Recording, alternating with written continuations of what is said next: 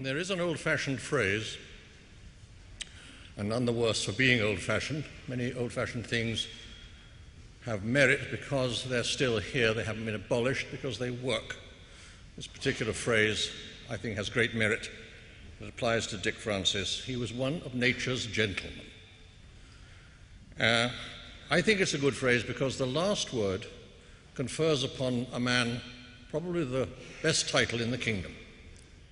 And the penultimate word indicates that he does not need either noble birth or inherited wealth or great talent or a wardrobe full of fancy clothes. He just has to be what he is, and that is more than enough. Now, it's said of Dick that he had two great talents. I believe he probably had three. The first was that he was a superlative horseman. If it had 4 legs with steel plates on the end of each, he could ride it. And ride it he did, over and over again. There are some, of course, who feel that they might be able to stay on a hack or even a colt on a billiard table smooth piece of turf.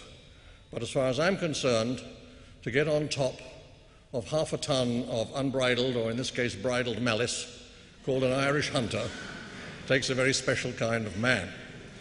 And he could do it and loved doing it, but that didn't save him from one bone-shattering crash after another. And that takes courage and stoicism, the ability to resist the inevitable pain, and then he would climb back into the saddle with the fractures only half knitted and do it again. That was one talent which the whole country acknowledged, and nobody will ever talk of National Hunt Rule riding without thinking, at least, of Dick.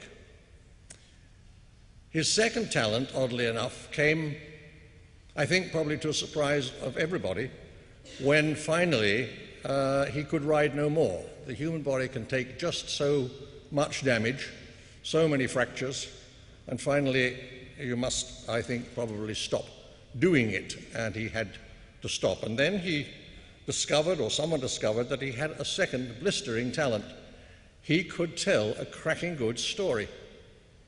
And at the base of almost all entertainment is really one darn good story. Dick could create them and tell them with enormous ease. Well, it seemed ease. You say, Felix, that it wasn't easy. It looked so good. There were the snobs who said that there was perhaps a lack of polished prose. So what? The stories were terrific. There were, I think, some 40 of them.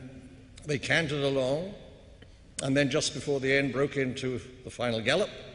They had twists and turns, deceptions, dissimulations, and then finally at the very end, always the twist in the tail, the surprise that left you staring at the wall saying, "Oh, why didn't I see that coming?" It was entertainment in the purest form. So much for two. You see, I think the thing that is also a kind of talent was this: he was quite exceptionally decent. He was a very, very decent man.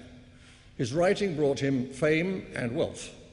Now, there are some, not a few perhaps, who, when these bounties are poured upon them, find an excuse to become disagreeable, to become aggressive or abrasive, rude, to put down people who cannot answer back, to take advantage, to be discourteous to fans.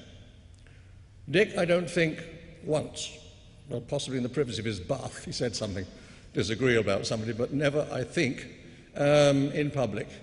He just remained a gentleman, smiling, modest, with the most importunate of fans, always patient, kind and gentle and courteous to the humblest. And that is why I say of him that he was one of nature's gentlemen. He didn't need any of the other things that some need as crutches because they are not up to his measure. We are here in great number because of the kind of man he was, and I think that we are here not to mourn Dick Francis, but to celebrate him, and to celebrate even more the fact that we all knew him and are almost certainly the better for it.